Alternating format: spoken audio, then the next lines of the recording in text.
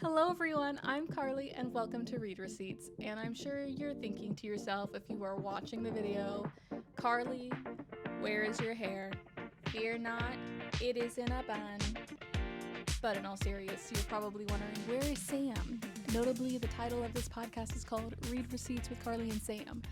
So, a little bit of news. Sam is temporarily stepping away from the podcast. She has some things going on in her life and needs to take a bit of a break. I can't really give a whole lot of other information at the moment as far as when and, any other expectations going forward for the podcast, but we're going to try and push through. I do believe in some capacity Sam will be back on the podcast. I just can't really promise when and how. So, in the meantime, we're going to be kind of raw dogging this podcast for a little bit because, I'm at the wheel. I have full control right now. We're going to be kind of just doing whatever. We're going to be playing it by ear. Probably you're going to find out what book we're reading in the next book club episode during this episode, which I guess is technically what it already was like. But in my mind, we haven't planned out as far ahead. So it feels like we're just in completely new terrain. But even though Sam is not here to talk a little bit about this book that we had planned on talking about, I'm going to go ahead and talk about it to the best of my ability because we told you guys that we were going to talk about this book and read this book, so might as well stick to it. So in summary, TBD on what exactly this podcast is going to look like from episode to episode, but I promise it'll still be fun. We're still going to have a good time. There might be new guests, there might be new different ideas, but I think it's still going to be a lot of fun, so please stick around if you can.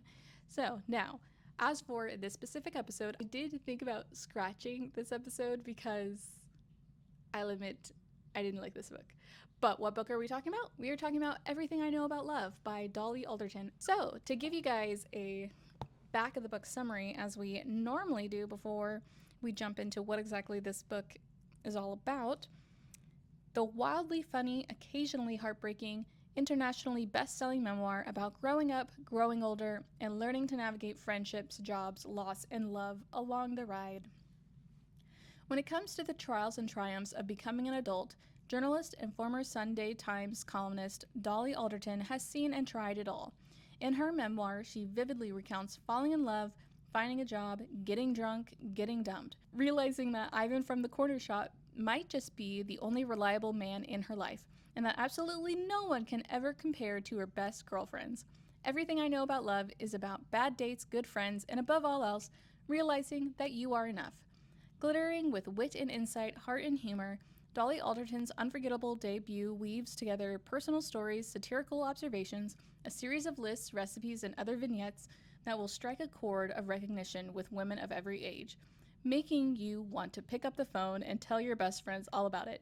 Like Bridget Jones's Diary, but all true, Everything I Know About Love is about the struggles of early adulthood and all of its terrifying and hopeful uncertainty. So, that is the summary of the book. If you are interested in reading the book and you haven't yet, before you continue into this podcast, highly recommend stopping here and reading the book, and then you can come back to dish with us. But I will be honest, this might be an episode where you don't really need to listen or read the book, because I'm going to tell you right now, in my opinion, it really was not very good. And I actually can tell you from my own personal conversations with Sam that she kind of felt similarly. We both were reading this book intending to, be on the podcast to talk about it. And the last time we checked in, we were like, yeah, this is not what we thought it was going to be. So, also, normally around this time, we would give you a bit of an idea of the characters in the book.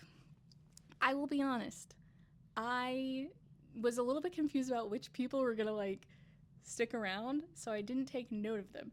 So we have Dolly, we have Farley, we have Scott and Florence, and those are the only people that I really paid recognition to. She has other friends, but unfortunately I didn't write down their names because I wasn't really sure that they were going to play a bigger role, and by the time I realized it, it was too late. I was trying to take notes, I was having a hard time with this book.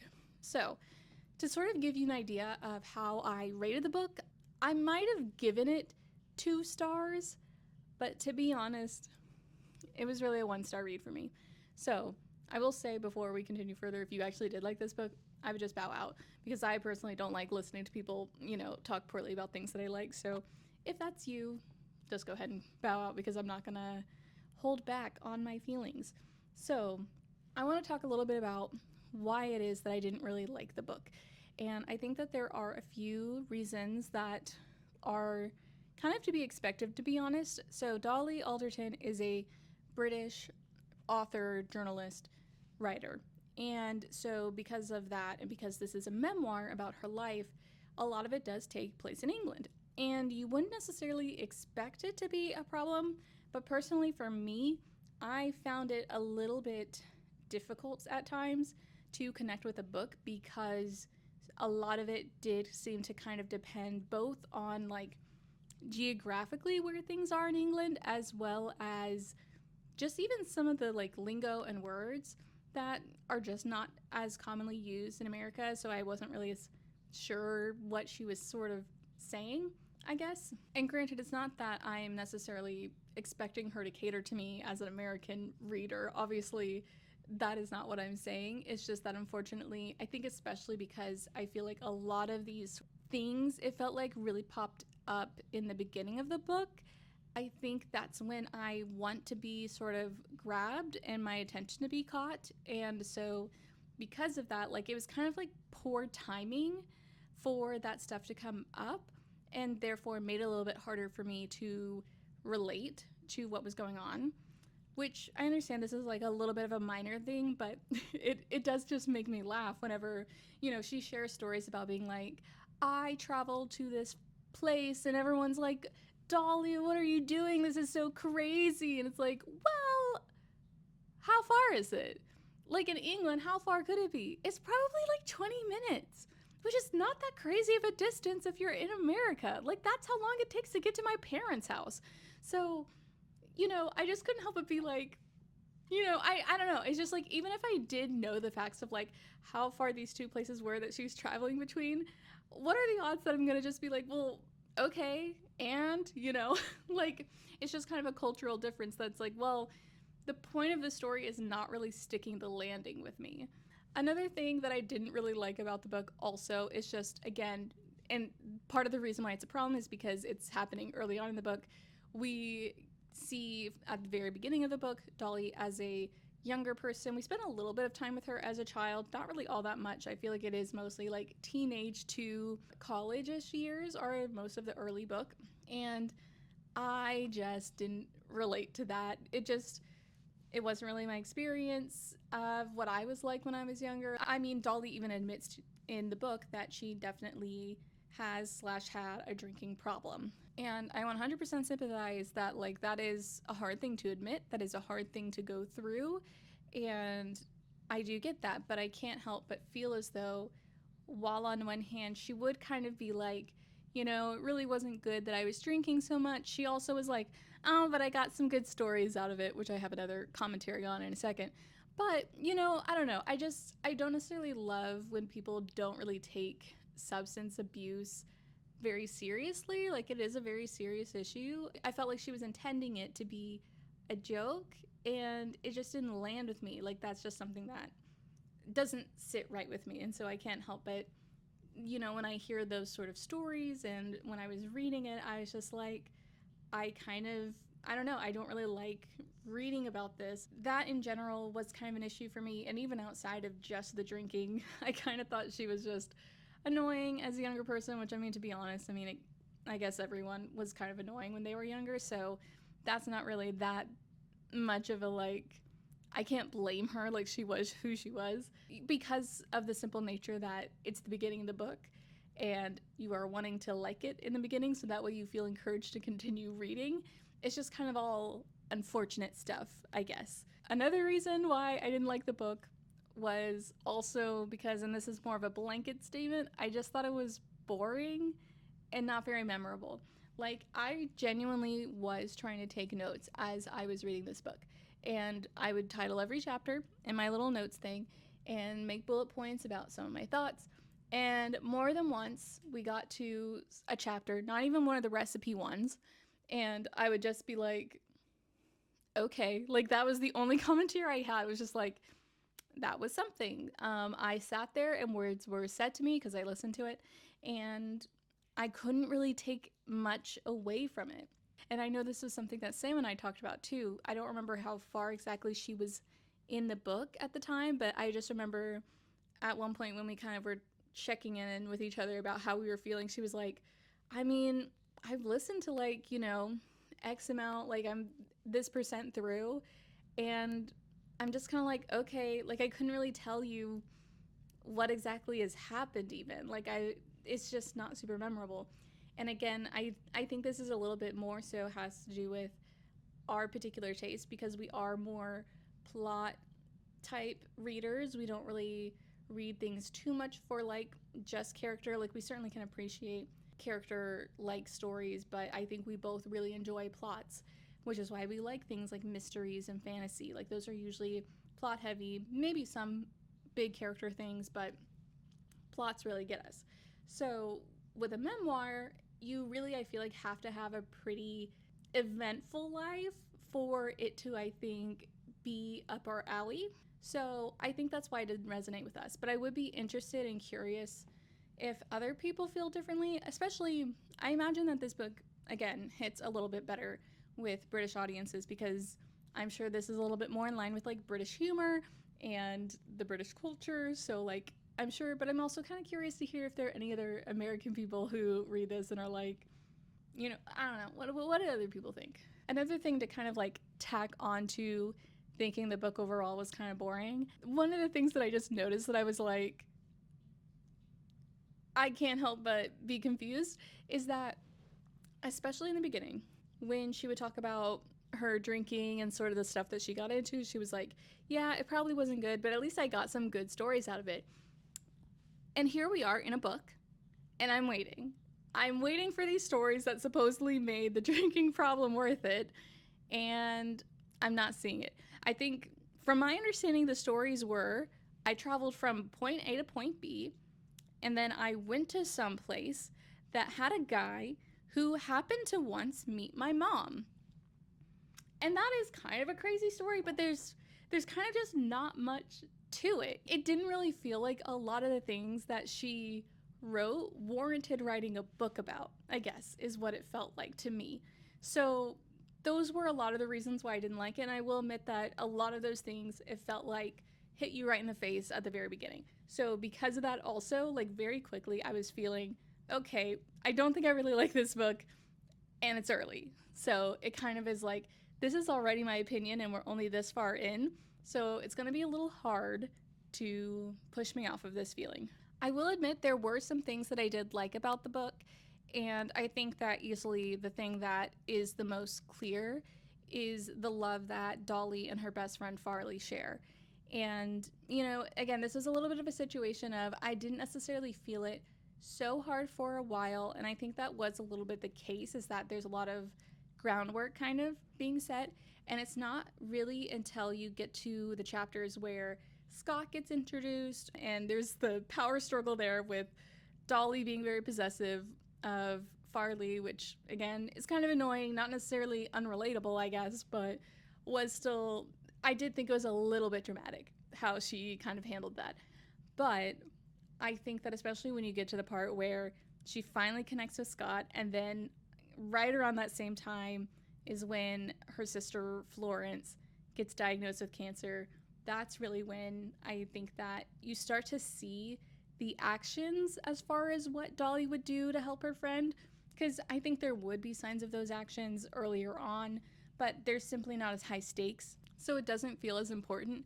But I did really appreciate and love the way that Dolly showed up for Farley so much, not only when her sister was diagnosed with cancer, then later passed away, but then on top of that, the fact that Farley and Scott get engaged, and then inevitably their engagement ends. And this is the part that I really admired about Dolly, is the way that she was really one step ahead of trying to get her best friend through this heartbreak, because it was evident how big of a deal it was, and I think it hurts even more knowing that you were so close to this sort of finish line of getting married. So she was really on top of like any sort of day that would have been significant She was going to distract her. She was going to keep her mind off of it. I love that she even thought of, I sent her a postcard every day so that way she would have something to think about when she got home and would be a little bit distracted from the fact that she was home alone. Like, that is some next level thinking about someone. And I think that that is truly the moment where it's like, you can't help but be like, this is beautiful. Like, that is such a sweet and thoughtful friendship that they share. And honestly, I found it really inspiring because I feel like those are things that I kind of want to do with my female friendships. I do think that now that I am 30, you do see that kind of not be as big of a deal. I definitely have experienced moments where I feel more of that love in my female friendships, and not to say the word female, I'm so sorry, but to experience that love, because I think that friendships with women is just so next level. Like, it is the most sort of soul to soul, I feel like, relationships. So I 100% get it, the way that it's like, I want to show up for you and I love you so much. And it makes me sad that at one point for me personally in my life, I felt too scared to, or I would try to sort of do that, and then I didn't feel like it was being reciprocated. So it kind of fell flat. Whereas I will admit, nowadays, it's not that it necessarily falls flat. I just have really unserious friends. But I do think overall, when it comes to sort of these things where something bad happens, you do see the actions. You do see us showing up for each other. And that's ultimately what matters. And that is really what I loved about this book, and seeing that sort of thing, because it's one of those things that you really, like, I don't know if men exactly feel this the same way about their male friendships, because women are just so diehard for each other. And I love that about us. I did also really like the opening chapter about Dolly's sort of beliefs about what she thought about love as a child. I meant to look it up because I wanted to be able to reference it, and then I forgot to because everything turned out differently.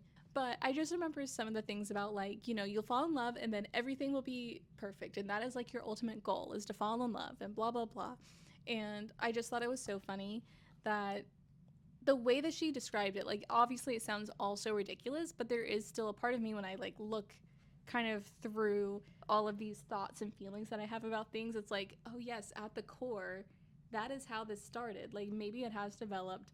Maybe I've completely moved on from this sort of thought or feeling, but that is, like, how it started when I was a younger girl, which is crazy. I thought she did do a really good job of expressing that.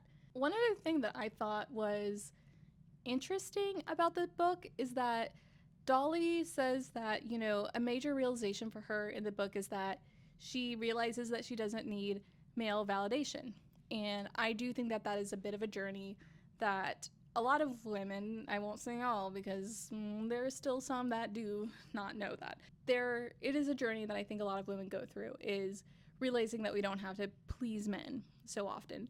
But one thing that I thought was kind of weird or funny about her expressing that is that I didn't really feel like a lot of the stories that she told involving men, she was necessarily showing signs of doing things for male validation. Like, I know that there was one point where she really specifically pointed out that she, like, got a haircut because her boyfriend at the time, I think, encouraged her to.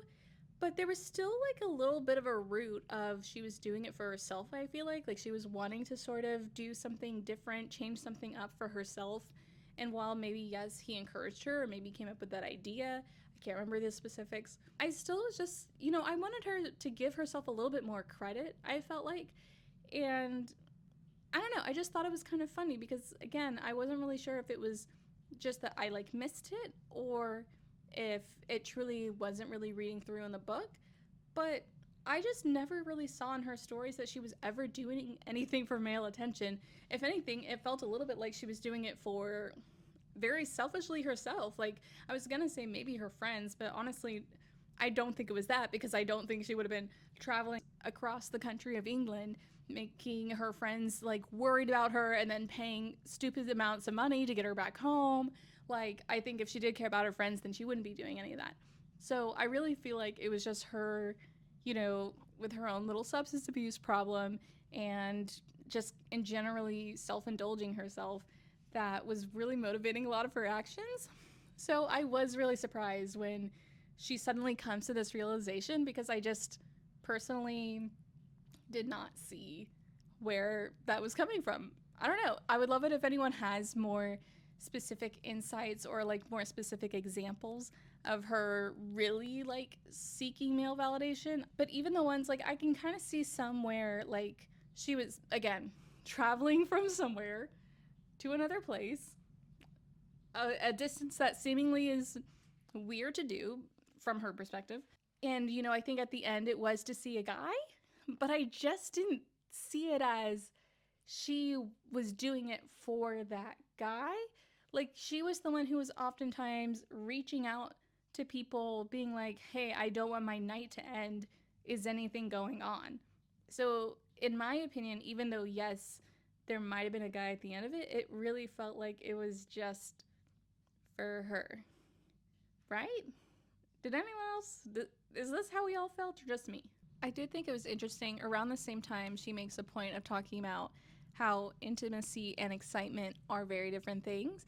And honestly, I feel like, I mean, I think that that is not necessarily like an unheard of thought, but I felt like the context that she put it in was very new to me. And it was kind of eye opening that, yeah, just because you feel this excitement and spark with someone does not necessarily mean that like this is sort of leading to love, and this is not the same sort of feeling that you should be translating to feelings of love and admiration. I did think that commentary was interesting, and I had in my preliminary outline with Sam like talking about what's something that you've done for male validation, and I definitely know that I've done a lot of things for male validation. I was so thirsty. I mean, to be fair, I was thirsty for any attention I could get. I just wanted anyone to like me. But I definitely was thirsty for male validation. And I feel like, especially when I was younger, I would completely change my value system if it meant that a guy might like me. Like, I remember being in high school and, you know, you'd have crushes on like people that are across the room that's like you've never talked to, but you're just kind of like fantasizing basically about the idea of them. And you know little things about them. Like, I just remember there's a guy that I was like kind of crushing on, and I knew factually that he was a Republican or like had Republican-ish views, and I still was just like, I don't know, maybe it could be fun, the fact that we don't feel the same way about some things, and maybe I'll give in to it or whatever. And it's just so crazy to think about. It's a little bit disappointing to look back at, but it was just something that had to happen. Because I do remember that in college at some point I dated someone who was initially seemed like someone who matched up in terms of values to me. And then the more that we talked, it was like, oh, I found out that he's got this belief and he has this belief. He's very Christian, apparently, and I didn't know this about him. And there was a little bit of me at the beginning that was like, well, do I say that this is how I feel about these things? And then I did inevitably kind of push back. And then furthermore, I inevitably broke up with him because I realized that that wasn't a role that I wanted to play anymore. I didn't want to just, because someone's presenting to me, oh, this is how I feel, and then I feel as though if I want to continue this, I have to change how I feel.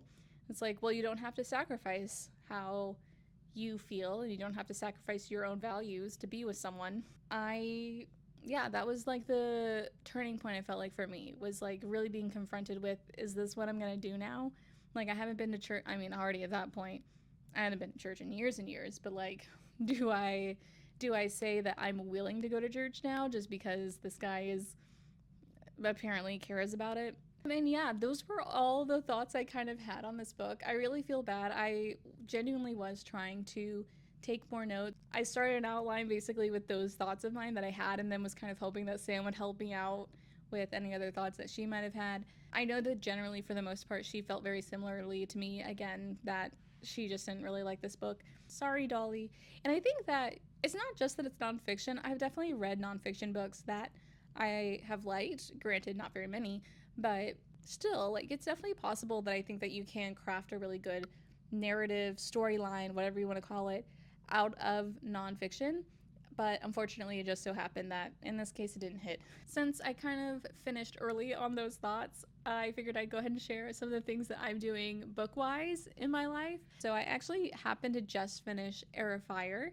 So I am now officially halfway through the Throne of Glass series, which is kind of hilarious because I started this series well over a year ago, but kind of because of the podcast, I got very derailed from my progress there.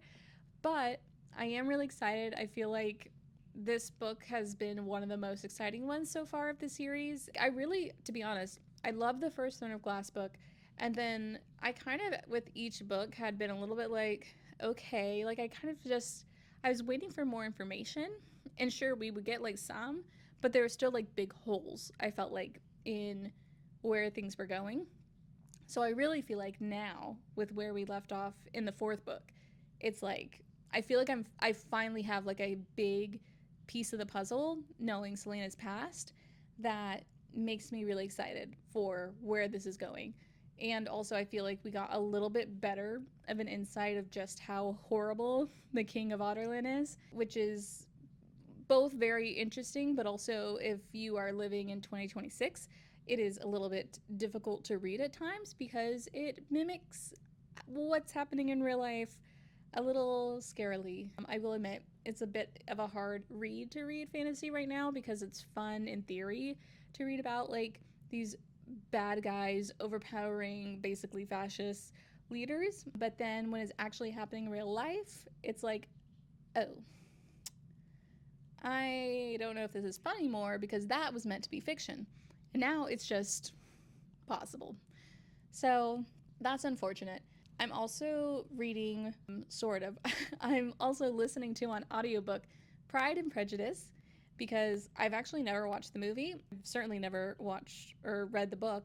The closest Pride and Prejudice related thing I've ever experienced was the Lizzie Bennet Diaries, if you were a person on YouTube in like 2013 or something. And I did go back to just kind of see, because I was like, did I finish that? Like, shouldn't I have an idea of what happened? And I did, but I have no memory of where the story is exactly going. But I will say that it is happening, and I'm listening, and I'm there, and I'm understanding some of the time. I already have really bad auditory processing, so add old-timey English, and I think I'm getting about a quarter of the story, to be honest. I just don't know what's going on. But when Mr. Darcy claimed that he loved Elizabeth, I was doing the dishes and I just straight up I just stood there stunned. I was not expecting that because it was like halfway through the book, and from my perspective not a whole lot had happened between them. I think I'm sure that people who like understand this book well are like, there's been so much, but from my perspective it's like, I mean, they walked in a park like 3 times. Was I supposed to pick up on something? So it's been interesting. I'm definitely interested in watching the movie and hoping that that makes me feel more feelings, because I don't know, it's not really hitting for me. Like, there are definitely times that I do comprehend what's happening and like it's kind of fun, but I'm definitely just kind of there right now. It's playing and I'm there and it's happening, and then I get to mark it off at the end that I read it technically. I certainly don't feel comfortable giving it a rating, I don't think, by the end of this, because it simply would not be fair. I did not know what was happening for most of the book. And the last thing that I am reading happens to be what we are going to be reading for the next book club episode, and that is Tress of the Emerald Sea by Brandon Sanderson. And I'm a little less than halfway through it right now, and I have to say, it is not at all what I expected from this book. I was terrified at the idea of reading true high fantasy, and I don't know if I would call this high fantasy. I don't think. I just kind of assumed because Brandon Sanderson wrote it that it would be, but it is very unique. It's very fun. I'm loving it so far, but it's just so different from what I thought I was getting. If you are someone who is like me and is very intimidated to read a Brandon Sanderson book, this one's for you, because it is a delight. It is pretty easy to understand. He still does use kind of weird words that I have to hold and look up in the dictionary, but otherwise, really good, really fun. The next book club episode, whenever that is, because I don't know, we're raw dogging. I'm gonna roughly try to stick to the same schedule. I just don't know specifics. So whatever is roughly 4 weeks from now, that is when we will read this book or talk about this book. So stay tuned for that. I also think for the next off the shelf episode, what we're gonna do is we're gonna build my TBR for the year.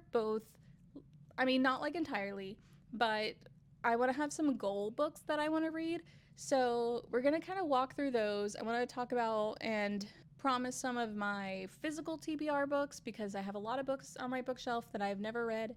And there are just also some other books that I've been meaning to get to for a long time. Maybe think through some of the books that we would want to read on the podcast together. If you stuck around this long, thank you so much for listening. I really appreciate it. I know that this is very different to not have Sam here. I also miss her. If you miss her, I guess I'm just assuming your feelings. I miss her. So I appreciate it if you did listen to just me talk because I understand that is not exactly what people signed up for. And I also really appreciate if you are listening despite all of the doom and gloom that's out there right now. I definitely know that I have been feeling it. I even thought to myself, especially in the now times, do I bother?